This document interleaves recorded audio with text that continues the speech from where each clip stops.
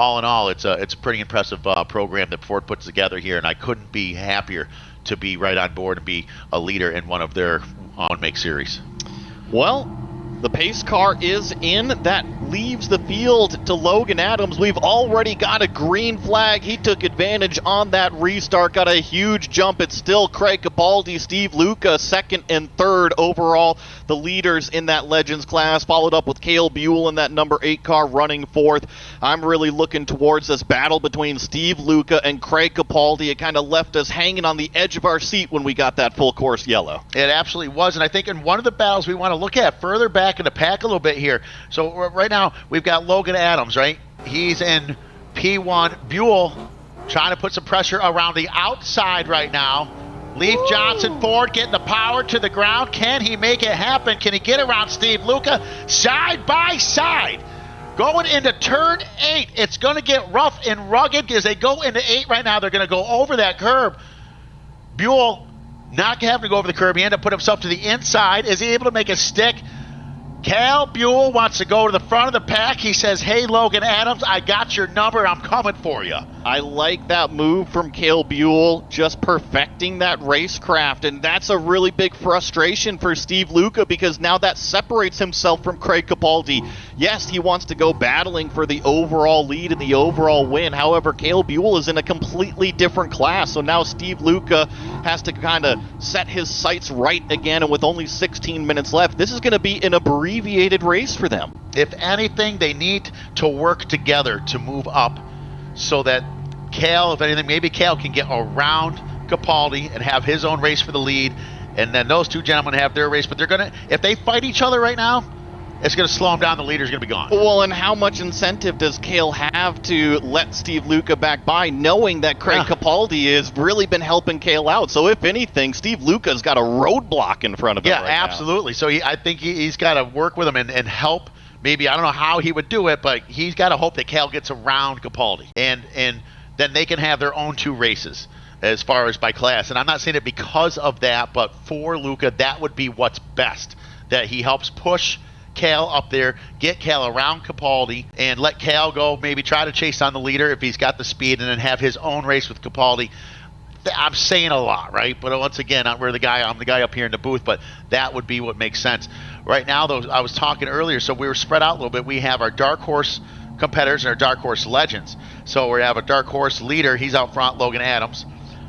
The second place in that is in P3. That's Kale Buell, who's hoping to get to the leader. And then we get to McFarland. But, right now I've just noticed just in that last lap, McFarland got around Richmond and Smither.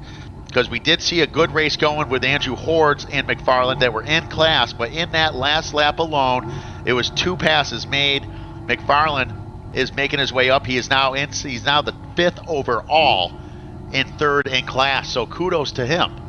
Nice moves being made on that restart, and I think that kind of puts into a magnifying glass the pass that Kale Buell made that we covered there, because now if he had not made that pass, he would have a dark horse competitor right on the bumper. I was going to mention another driver. He's kind of got his own little piece of racetrack right now is Nick Smither.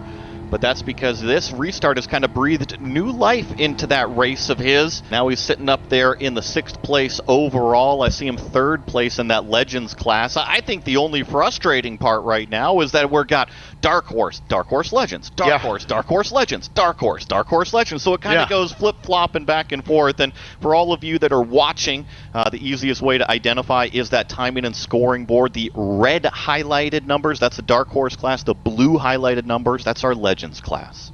As you see right now, they're getting a little bit spread out after that restart. They spread out pretty quickly.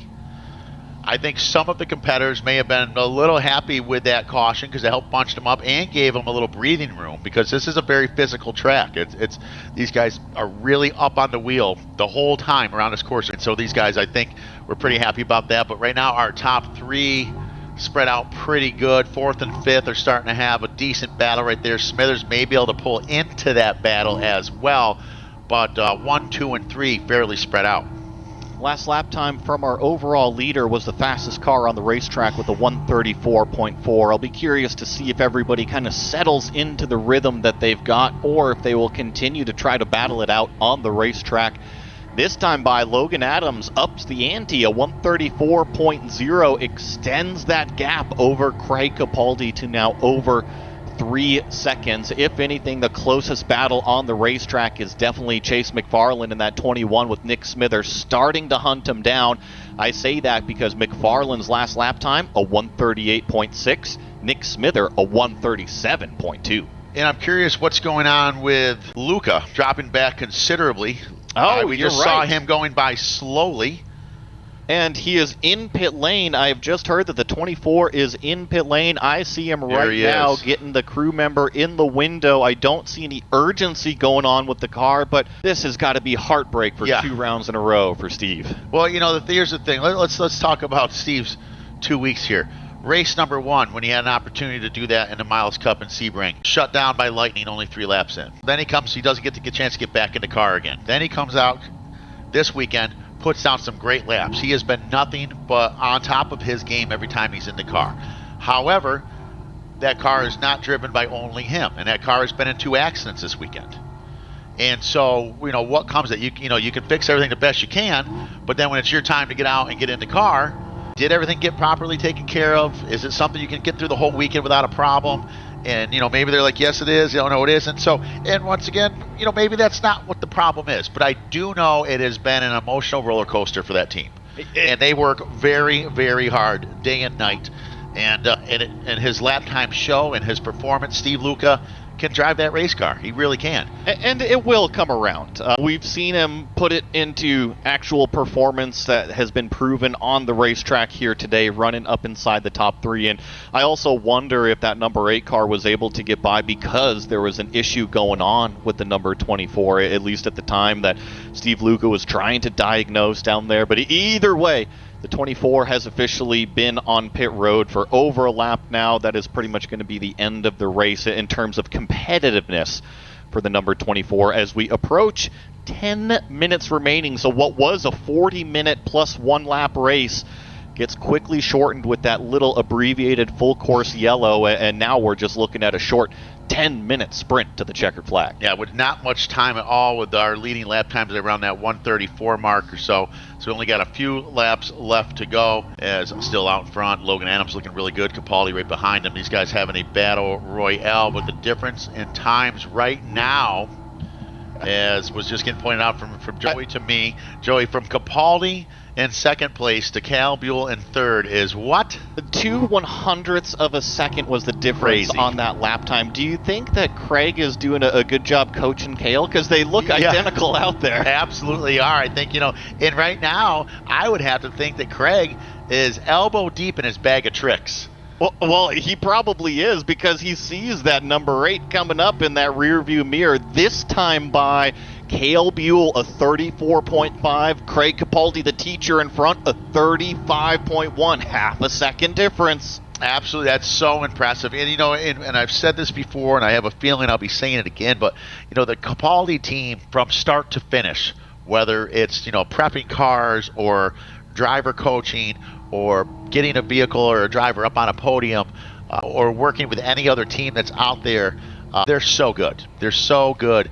And it shows because when you have a new driver that's only been doing this now in his second year, now chasing down the coach, and then you have another driver who's in his first year of racing a car like this, has only done some open wheel racing and karting, leaving the coach, I think it's fair to say they're doing a good job. They're doing an excellent job, and honestly, I don't expect anything else out of Leo Kapaldi and that entire Kapaldi Racing operation. Of course, we've been talking about Craig Kapaldi out there driving the 68. Also have Chris Kapaldi helping out with the team up there. Sandy is always up there traveling with the team as well. So it really is a giant family effort up there with Kapaldi Racing, and they always do a top-notch job. But 8 minutes plus 1 lap remaining. I'm still trying to prop up this number 8 car because he continues to be faster than Craig Kapaldi directly in front of him. Does he have enough time to go up there, catch him, and actually make the pass, because that's one thing that Kale Buell has really been working on.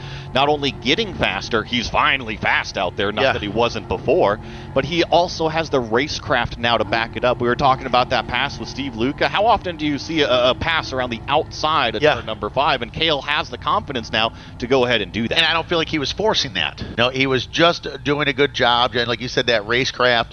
And I've been lucky enough to hear Chris Kapaldi a couple times talking to some of his drivers as I'm just kind of listening in and learning, and the way he talks to them when they get out of the car about, okay, so this is how that happened. I saw what you did. You have that tool now. That's a new tool for you. Remember that. You're not going to always need it, but you have that in your bag. And to listen to the way they talk to each other and the way Chris talks to the drivers and the kids and stuff. And so that's a tool that he now knows he has, and he used it. He didn't force it. He was smart about it. And at the same time, as they were going down that straightaway, that's a young kid racing against a grown man going in there, and that young kid kept his elbows up and said, hey, listen, we just battled for the last almost quarter mile. I feel like I'm confident enough and good enough to be where I am right now, and I'm not going to let you go. Do you think Craig considers himself that old, though? Well, knowing Craig. If you heard what he said to me the other day, which I won't repeat, he's ultimately he's a kid at heart. Yeah, he's a kid at heart, but ultimately it's a matter of, let me put it this way, he was just saying this is a lot of track for him at this age. Let's put it that way. Well, not only is Craig coaching, Kale Buell, as well as a lot of the others underneath the tent at Kapaldi Racing, he's also got his kids. Carmine, is going to be coming up through some ranks. I know that he's getting into some cars out there as well. So that Kapaldi Racing family, it is not just one generation. It's not just two generations. It's 3 generations. And right now, Kale Buell right on the back bumper of Craig Kapaldi, looking down to the inside of turn number 5. He's got him clear. Move Kale Buell and the Leaf Johnson Ford up into 2nd overall. Step aside, Master. The grasshopper is coming through. Is basically what just went down right there. That was impressive. And Kapaldi saying, hey, okay, I'm going to give you the space. I see you're coming no matter what. That's happening right now, right? I'm going to give you the space, and that's wonderful right there, the way they worked that out. But there's a new master in town. That was pretty impressive. And I was thinking a few laps ago, Joey, is that for a track like this that is so physical. Now, you've got someone like Craig who's older, who's stronger, who's been doing this a long time.